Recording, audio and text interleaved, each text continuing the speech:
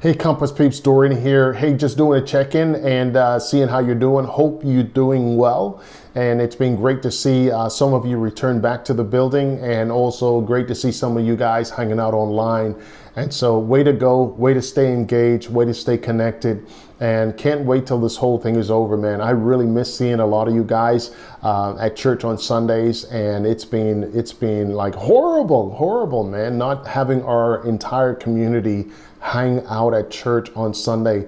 Boy, this season of the coronavirus has really allowed me to see the importance of the community of believers and why it's so important for the community of believers, Christ's children, coming together and fellowshipping and socializing and learning and growing together. Oh my word, it has been such a miss, and I'm sure you're missing it also. Well, I got to tell you, I can't wait till we can all get back together and really do life together. It's going to be great, okay? Well, we just finished the series, Horizontal Jesus, and man, what a great series, and what an amazing series that has been. And I'm just excited to just see what that series has or is going to be able to do in the life of each person. And then also the kind of nuggets that we all are going to be able to live out in our lives. Again, that series was one that was set in place to really impact our lives, but more so to impact our lives so that we're able to know how to love and how to treat the people that God brings into our spaces. Of course, that has to do with family members, that has to do with friends, that has to do with neighbors, that has to do with co-workers, that has to do with individuals that we don't even know, okay?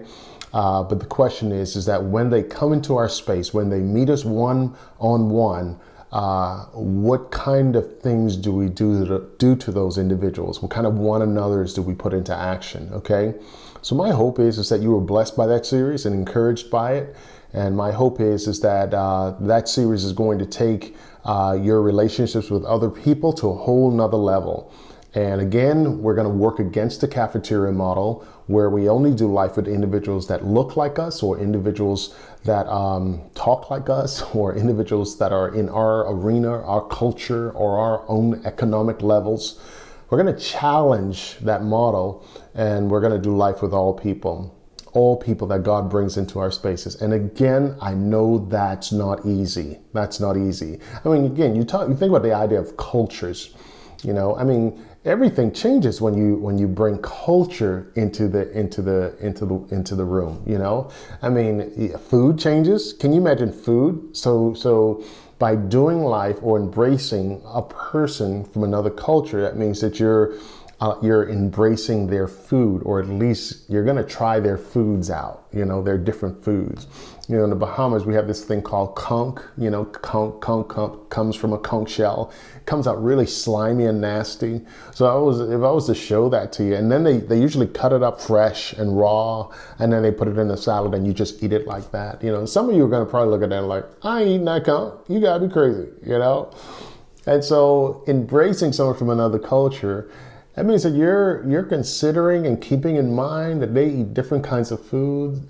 Their humor sometimes is different. Sometimes you won't get their humor, you know? Their dress wear is different. So again, keep that in mind. And I'm not talking about like someone from another culture, from another country. You know, I mean, if we just were to stick with black and white, oh my word, those two cultures, and think about music, think about dress wear, think about, you know, foods. Oh my word, you ever went down south, man, and ate some of that, some, you know, fried chicken and fish down south? Amazing. Again, and even south, north and south in America, just different, you know? So we're embracing people who are different. This is what God expects for us to do, and to learn how to do life and live life and do it real. Not posing, not just putting on your best, you know, and, you know, best foot forward. And when you get behind closed doors, everything changes. No, we're going to be real and authentic, and we're going to love all people. And some of that is hard stuff too, because obviously, you know, we tend to, you know, maneuver around the hard and tough conversations, but in reality, you can't have relationships and do that, maneuver around.